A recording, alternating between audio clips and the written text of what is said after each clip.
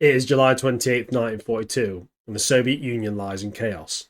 As the Nazi war machine is breathing down the neck of the capital, with a big enough push the Soviet Union could fall. Morale is low, and with news of deserters and many officers saying they should retreat yet further east to regroup, now is the time for discipline, the time to get the men's spines back. So Joseph Stalin signed into action Order 227, which was known as the Not One Step Back Order by many. An order that is both praised and criticised for its various effects, so let's explore the history of Order 227. The main purpose of Order 227 was to reassert discipline, in my opinion, through fear of reprisals. It was to do so with some quite robust and brash directives. Firstly was the no unauthorized retreats, without direct orders. This was arguably the most crucial directive of Order 227, and it would stop any unit retreating without direct orders from its superiors, even if this would lead to destruction of said unit in question.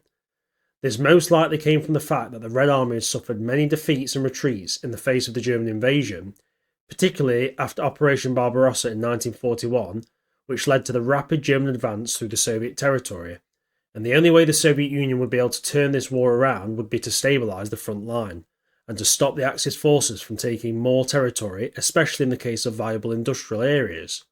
The directive would be enforced by any unauthorised withdrawals which are considered acts of treason or cowardice, being punished with either court-martial or execution, most likely by firing squad. Secondly, severe punishment for cowardice. This directive demanded strict punishment for soldiers who displayed cowardice, or any commanders who allowed their troops to retreat without orders. They would be held personally responsible and could face severe penalties, including death by firing squad. This was a fairly smart part of Order 227, shifting the responsibility of any soldier who fled or didn't live up to the expectations of a Soviet soldier onto his superiors. That's rather harsh, but the fact it would also mean the superiors would be severely punished meant that commanders would be extra vigilant and harsh at anyone who failed to hold the line. Third on the list is the creation of penal battalions, also known as Strafbats. Now there are multiple layers to this. First, the basic forming of penal battalions that were to be made up of soldiers from the rank of privates to NCOs that had been found guilty of retreat or cowardice. Now this could be justified or in many cases even minor infractions, hence why there were almost 1 million Soviet troops that had served in a form of penal battalion by the end of World War II. There was also an immediate demand for 3 penal battalions of 800 men to be made up of officers and commissars who had failed in their duty. These 3 penal battalions were to be deployed to the most dangerous part of the line so they could have a chance to redeem themselves in the most bloody of battles. So this really was a kind of more political manhunt in my opinion, and basically it was a good way for, let's say, the Communist Party to get rid of any officers or commissars who were basically not doing as they wanted or was not up to the standards that the party was outlining. So this was a very brutal part of the order, but also kind of smart politically. The fourth point was the creation of blocking detachments. These forces, usually under NKVD command, had one primary objective: to block the retreat of Soviet troops in the front line. Should any Soviet soldier retreat without official orders, the blockading forces were to shoot them on sight. This process was basically the real-life embodiment of the saying, if something is scary in front of the men, put something even scarier behind them. And to be fair, it was needed with the fact that penal battalions were now to become more commonplace in the Soviet forces. Officially, blocking detachments was stopped in October 1942, but it wasn't until 1944 that they were all officially dissolved, as by now they were no longer considered necessary in the Soviet forces. Order 227 also put major emphasis on the defence of major industrial and logistics infrastructure and on major improvements in the management of the rear echelon elements that were in charge of the army supplies. It also made it crucial to hold the key cities that were major industrial centres, such as Stalingrad, Leningrad and Moscow, which in the long run helped the Soviet forces lock the Germans in long drawn-out sieges, which sucked vital resources from the Axis war machine.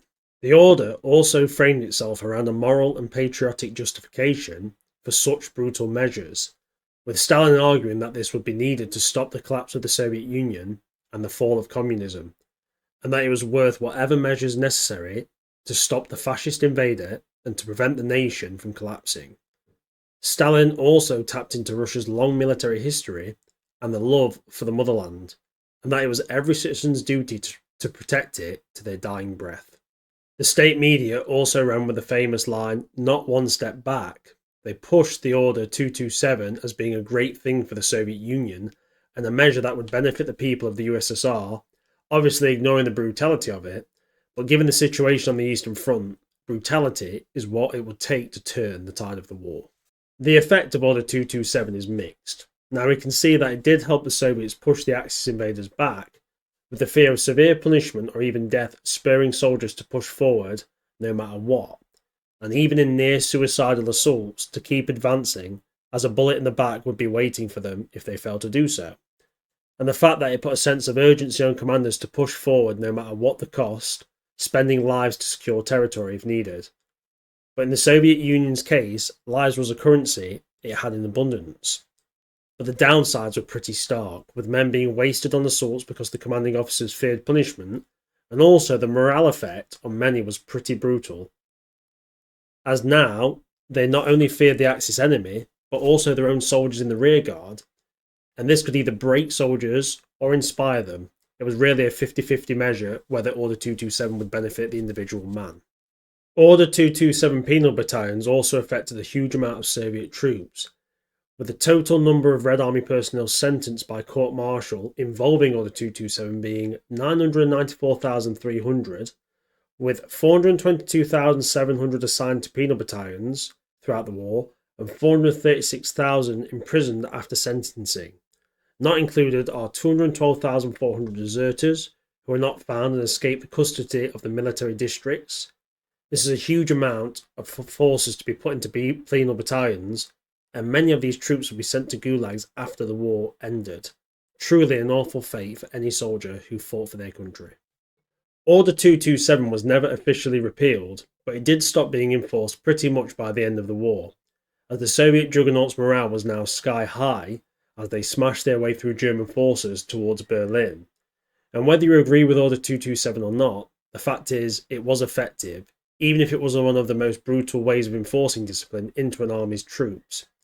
Many will argue there were far better ways that it could have been done easier and more effective, but given the situation of the Soviets military, in terms of the state of the military, the danger of being broken by the Axis forces, and having an officer cadre that was built upon a party loyalty, not tactical ability, Order 227 was probably what was needed to help keep the Soviet Union in a position to hold the Germans back long enough for them to effectively counterattack and push the Axis forces out of Russia.